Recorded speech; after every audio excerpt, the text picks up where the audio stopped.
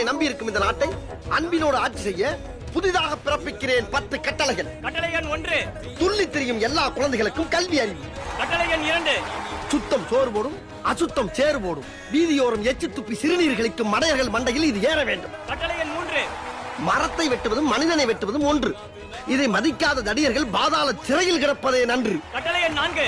முதியவர்களை தெருவில் விடுவதும் குழந்தைகளை கருவில் கொள்வதும் நம் அரசுக்கு புறம்பு. அவர்களுக்காகவே காத்திருக்கிறது பிரம்பு. கட்டளை எண் 5. அர்த்த நாரீஸ்வரர் என்று வியாக்கியானமாக அள்ளி போட்டால் மட்டும் போதாது. எனவே பெண்களுக்கு 50% இடஒதுக்கீடு.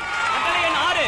தாய்மொழியை மதிக்காத தரித்திரங்கள் பேய் மொழியில் எழுதிடுவார் சரித்திரங்கள். எனவே தாய்மொழியை பேச எழுத தெரியாதவர்களுக்கு கண்டிப்பாக குடும்ப அட்டைகள் வழங்கப்பட மாட்டாது.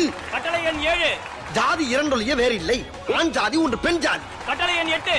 கற்பழிப்பு, கொலை, கொள்ளை இவைகளில் ஈடுபடும் அன்பர்களுக்கு 2 கை 2 கால் மற்றும் இருக்கும் ஒரே ஒரு தலையும் கொய்யப்படும். கட்டளை எண் 9.